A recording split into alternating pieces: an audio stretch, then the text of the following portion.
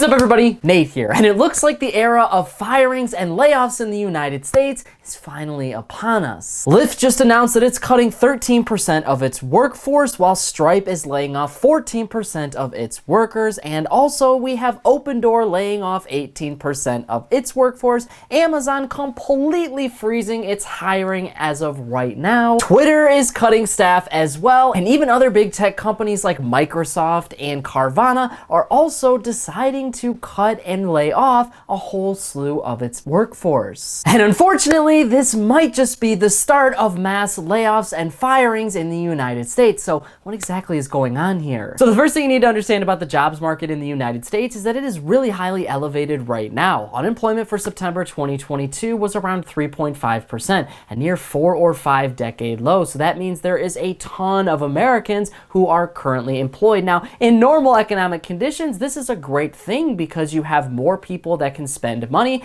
and you have more people that can pump money back into your economy, so businesses can eventually grow, and that means that the stock market and the housing market and everything else in your economy goes way up. But if it's at a controlled level like we normally see in our economy, then this is a really good thing. But over the last couple of years, it hasn't really been at a controlled level. It has been at an artificial level because of the Federal Reserve and really low interest rates and lots of money printing. What you've got to understand is that a lot of different factors are kind of fueling all of these layoffs of today, and one of the biggest things is that people in positions right now are making a whole lot more than they did in 2021 because of the biggest factor, which is inflation. Inflation is making prices go up for just about everything, including cost of living, rent, shelter costs, and energy, and everything else you can think of. So that means that Americans have to make more money. In 2021, this was really easy for businesses to do. They could pay people a whole lot more money because there was lots of money circulating throughout our economy. We had really low interest rates, so businesses could take on debt. They could get investor liquidity very easily because it was, again, at a very low interest rate. It was very low risk for a lot of investors and businesses to take on debt. The pandemic really brought on this idea of the Great Resignation. Now, the Great Resignation has kind of taken a back seat to a lot of other factors in our economy, like these layoffs, but initially this meant that millions of people were voluntarily quitting their jobs. One of the other problems, though, brought on by the Great Resignation is that these businesses started to overhire people. So now these businesses are trying to figure out what exactly they can do with all of their employees that they have too many of and that they're paying way too much. Now, at the end of the day, what these businesses are trying to do is survive. They're trying to figure out how to maintain their business while also maintaining revenue. And one of the ways that they do that is by cutting people or laying people off, and that is exactly what we have started to see in 2022, and this problem might get a whole lot worse in 2023. What you got to understand is this problem is twofold. There is the Federal Reserve side and there is the spending and inflation side from consumers. The Federal Reserve side is pretty easy to kind of see the impact that they have on the labor market because the higher their interest rates go, the more unemployment and layoffs and firings we're going to have in the United States. The Federal Reserve isn't just doing this to be mean or because they want to tackle our economy all at once. No, the Federal Reserve is doing this because they want to lower demand and reduce inflation in our economy. The Federal Reserve only has a monetary tool of interest rates in order to do that. That is how they control supply and demand in our economy. So the Federal Reserve can raise or lower interest rates. When they raise their interest rates, that lowers demand in our economy for debt and borrowing money. Now businesses can't get as much money. People can't go out and get a mortgage as easily, so they're not going to do that, which means spending goes down and ultimately inflation goes down too, because now prices can become more stable because not as many people are wanting that financial device. But what it also does is kind of put a lot of pressure on businesses. Businesses now have to be very careful with how they spend their money, and that includes positions within their companies. Like I said, in 2021, businesses kind of hired as many people as they wanted to. They created a whole lot of jobs, and to be fair, that's a really great thing, but you can't just have a job that doesn't create any value. And I'm not saying that these companies did that across the board, but because if they did, then they'd have a really great output and they wouldn't have to rely as much on investors and debt because they're actually producing a whole lot of value, right? But the fact of the matter is they're not doing that. They have a lot of employees, but these employees don't create as much value as they need to. So businesses now have to figure out where to cut back and only keep the essential employees. Like I said, that kind of creates a restrictive economy in general, because now you have businesses who are cutting their staff, and that means that these staff members are no longer going to have an income. And if they don't have an income, they can't exactly go out and spend money at the same rate. So that means that spending is going to decrease, and ultimately people won't be buying as much, which means inflation is also going to start coming down. Now, to be honest with you, this is not the best way to tackle inflation, but this is really the only thing that the Federal Reserve can do, and Congress doesn't really want to do anything from their end to start really bringing down inflation. So the Federal Reserve is tasked with controlling inflation, so they do that with their interest rates, and this is going to be the end result. They don't want to see millions of Americans unemployed, but that is exactly what's going to happen with them raising their interest rates very quickly and aggressively. There are other ways to bring down inflation, but if you just use your interest rate tool, then there is definitely going to be pain in your economy, and we have seen this before in American history. Now, the other side that you have to consider is inflation. So inflation has gone up by around 8.2% on a year-over-year basis, and that means that prices for everything are starting to rise, which means Americans need a whole lot more money, and then they're going out and spending more. But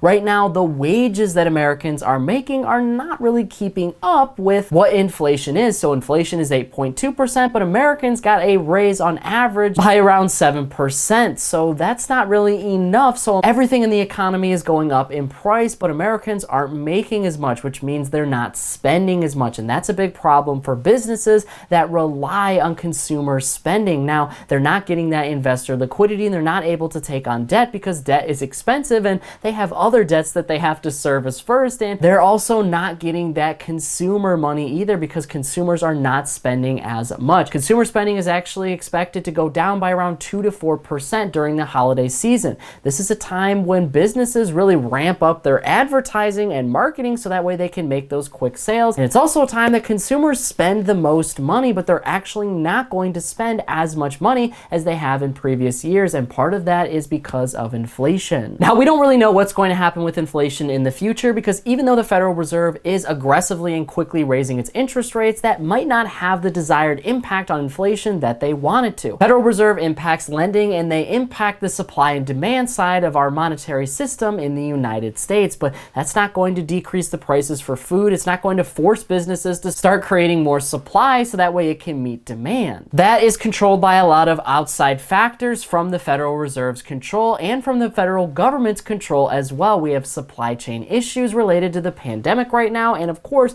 lockdowns in China, one of the major world manufacturing giants, and of course, an energy crisis in Europe because of the Russia-Ukraine war. All of that is slowly starting to bleed into the United States economy. Like I said before, the Federal Reserve has been raising its interest rates very quickly and aggressively all throughout this year, but inflation is still really high, so that means that they're probably going to have to continue to raise them aggressively into 2023, and that means a lot more pain for our economy is coming, and what I mean by that is a whole lot more job loss. They now have to force demand out of our economy because they really can't control the other factors that determine what inflation is going to be, so they now have to bring demand down for everything so far by making mortgage interest rates go way through the roof, and of course, sending millions of people into unemployment. And the Federal Reserve knows this. They actually predict that by the end of next year, we're going to have an unemployment rate of around 4.6%. That would be a whole percent higher than what it is right now, which means millions of jobs could eventually disappear. Now, here's where you have to kind of take all of that with a grain of salt, right? Because the Federal Reserve is going to continue to raise its interest rates, and that's going to suck a lot of demand out of our economy. But what you have to understand is our entire economy has been highly elevated in every single way, shape, and form you can think of.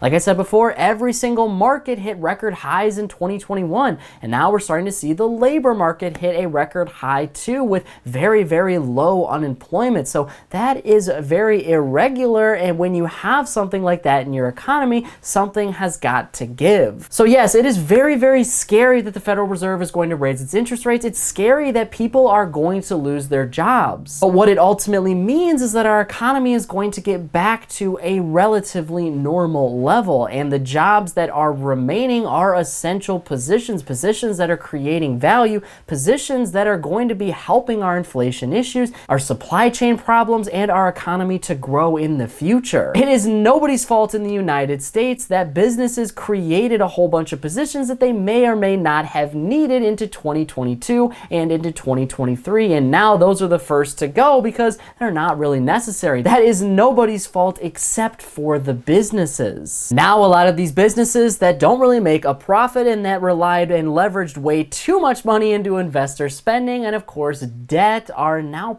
probably going to ultimately disappear into 2023 and 2024. Right now, what we're seeing is the tip of the iceberg, and all of these companies that are starting to lay off people, they could be the first ones to go. And eventually things will flip from the Federal Reserve. They will lower their interest rates once again. We don't exactly know when that's going to be, but at the end of the day, this will essentially cleanse our entire economy, getting rid of bad investments, getting rid of bad businesses. Now, this is not the best way to handle an economy either. You don't want to have to cleanse an entire economy like this because it causes irreparable damage. So there is a better way, and we need better businesses and companies to kind of step up at this point. We need businesses that start to put people before profits and actually start to grow at a sustainable level instead of a level that they just keep growing cost after cost and eventually have way too many costs and then have to cut their entire workforce. That is going to lead to a slower growth model overall for businesses, but it's going to lead to a more stable company in the long run, and that is something that our entire economy needs. That way we don't have to worry so much about what the Federal Reserve is going to do or what investors do, and we don't have to take on as much debt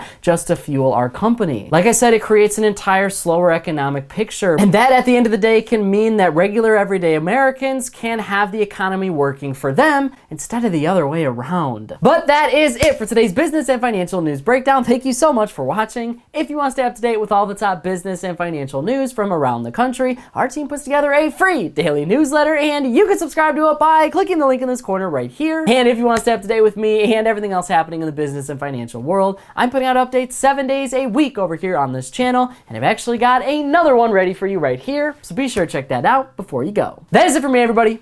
Be kind out there, and I'll see you all in the next one.